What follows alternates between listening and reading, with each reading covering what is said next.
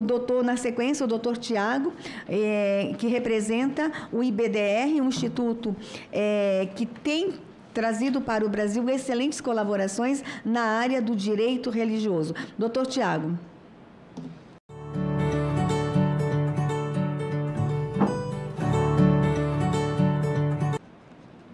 Bom dia a todos, minha querida amiga, sempre ministra, senadora Damares Alves.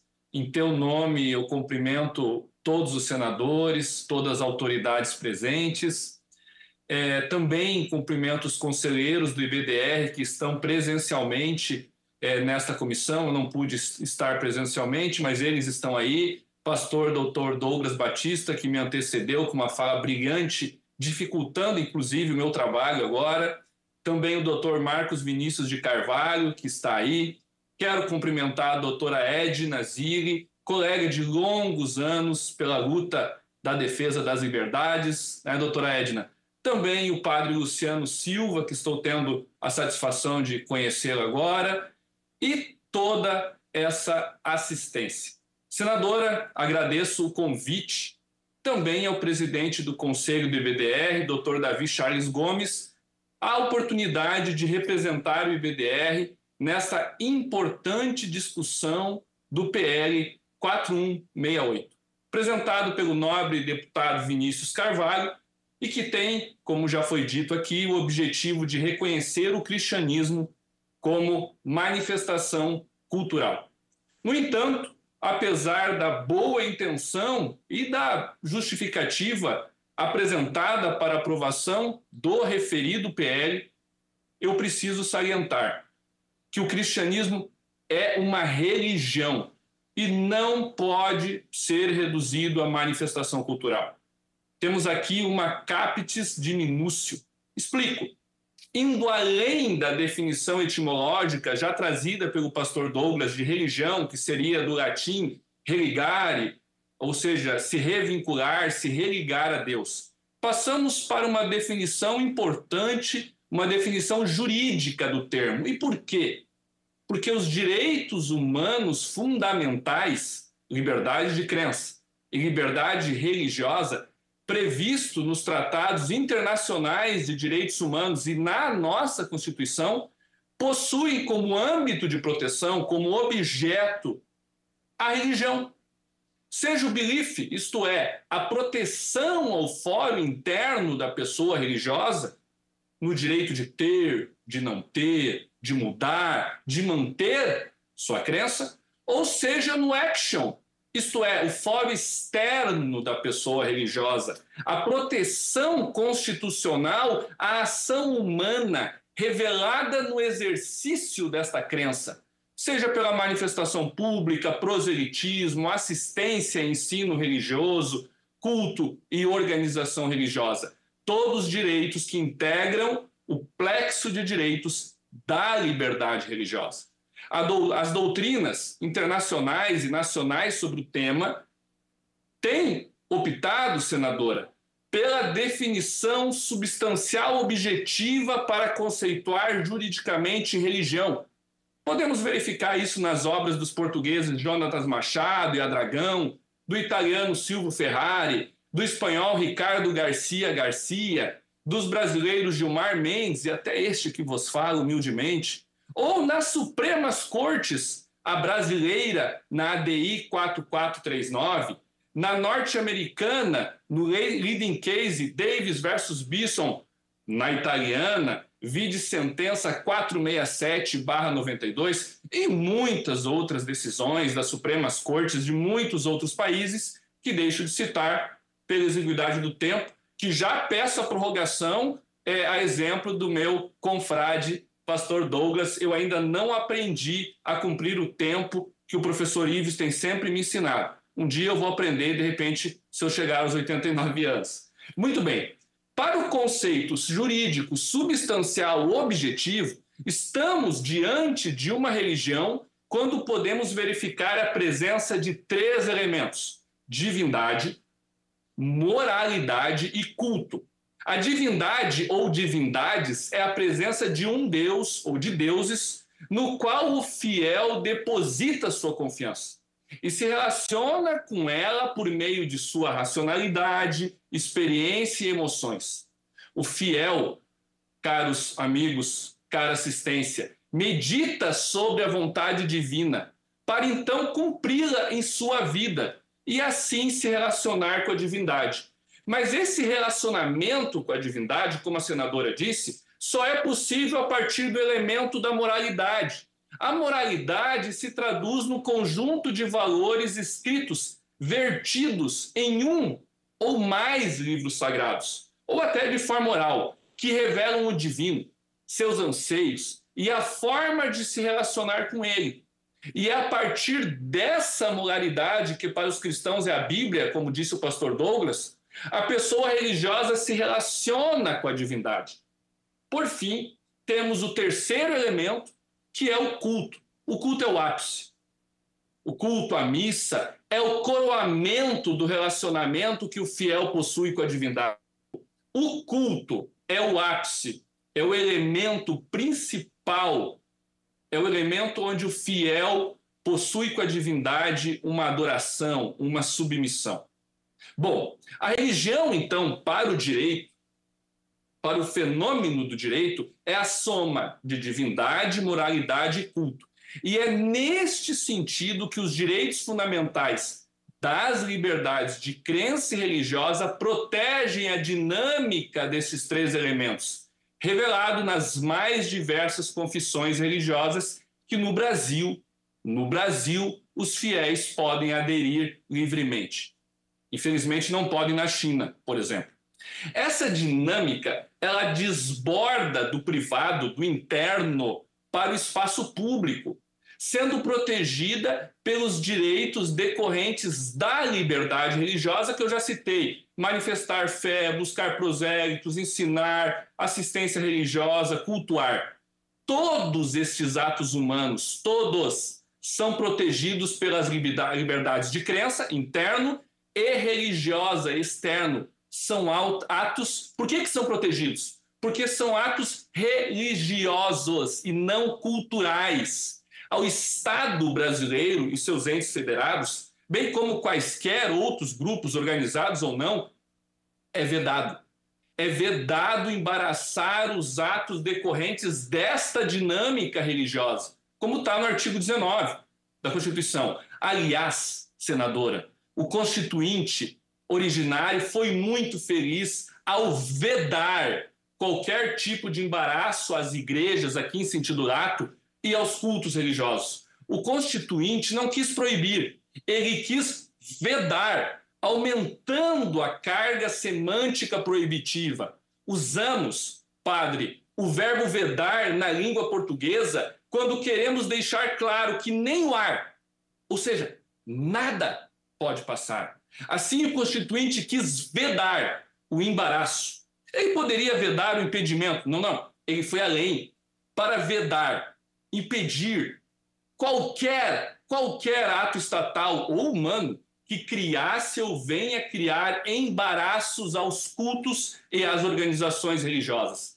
Da mesma forma, o inciso 6º, artigo 5º, citado pelo pastor Douglas, tornou a liberdade de crença inviolável. E tem mais. O artigo 143, parágrafo 1º, o Estado brasileiro, estimados, renunciou até mesmo de sua força militar para liberar aquele alistado que objetar de consciência religiosa por pertencer a uma religião pacifista.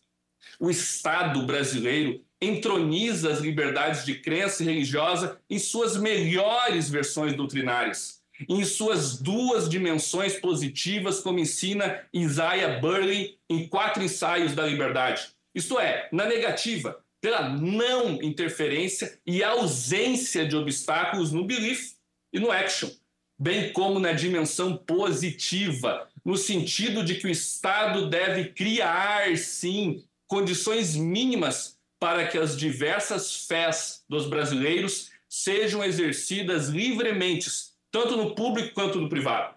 Além disso, a opção constituinte pela laicidade colaborativa se assenta sobre o tripé da benevolência, da colaboração e principalmente da não interferência com a religião, resultando em outro tripé, como ensina o meu querido irmão Jean Regina: laicidade colaborativa, liberdade religiosa e autonomia das organizações religiosas. Assim, o Estado, por meio deste parlamento, ao introduzir no ordenamento jurídico uma lei que reconhece o cristianismo apenas como manifestação cultural e máxima data venia aqui aos entendimentos contrários, estará violando direitos fundamentais. E aqui eu já vou pedir os meus 5 minutos, que já está chegando aí, e eu explico por que está violando. Primeiro, porque o cristianismo é uma religião, e nesta qualidade o Estado deve reconhecê-lo. O cristianismo, em qualquer uma de suas denominações, encontramos nele a presença da divindade, em Deus, revelado nas 3 pessoas da Santíssima Trindade: Deus Pai, Deus Filho, Deus Espírito Santo. Outrossim, encontramos o elemento da moralidade, vertido na Bíblia Sagrada e para a Igreja Católica, igualmente na tradição e em seu magistério. E, por fim, o elemento culto, que está presente em todas as denominações cristãs. Logo, cristianismo é religião. E qual a importância disso?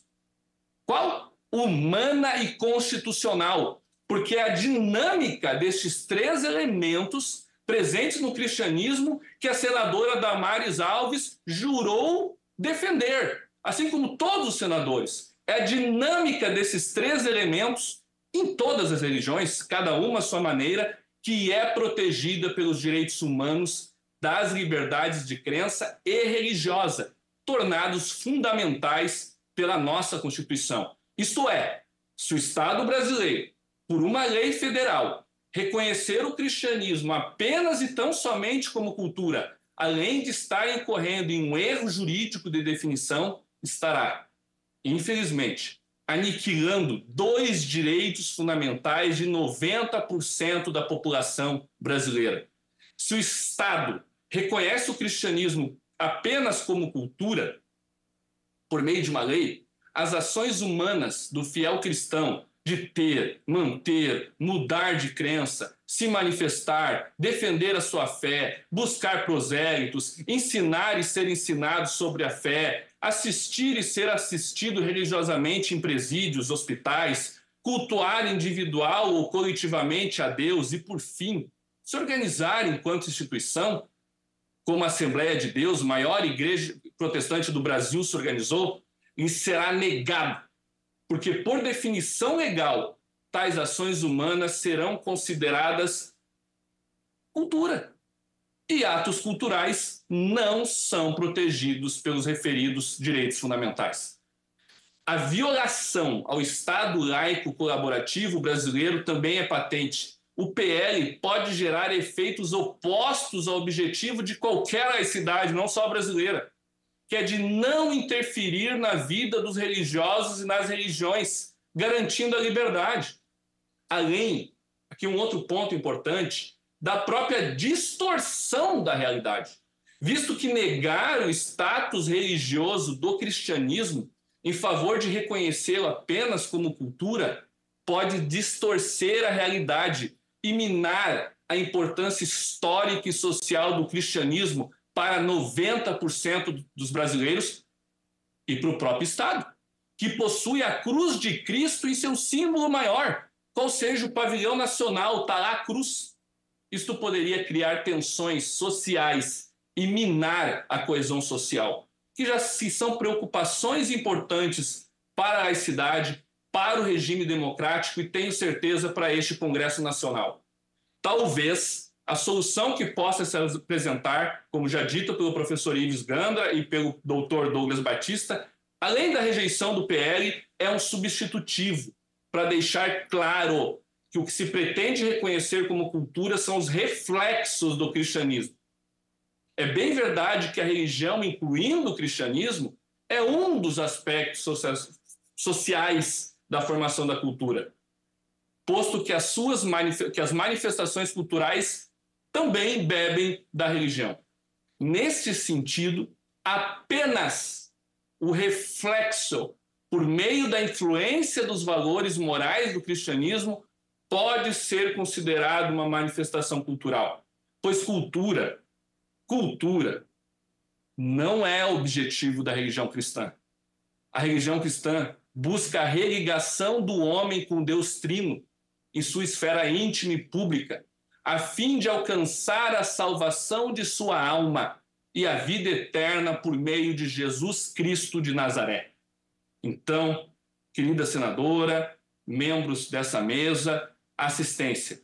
Por todo exposto, o IBDR opina pela rejeição do PL ou pelo substitutivo com a redação proposta pelo senador Magno Malta, conforme está no parecer do IBDR público sobre o tema. Desculpe se eu passei um pouco tempo, muito obrigado pela oportunidade. Devolvo a palavra à minha amiga, a excelentíssima senadora Damares. Doutor Tiago, obrigado. O senhor sempre nos ensinando, o senhor sempre nos dando norte. Muito obrigada. E todo o nosso respeito e admiração pelo IBDR.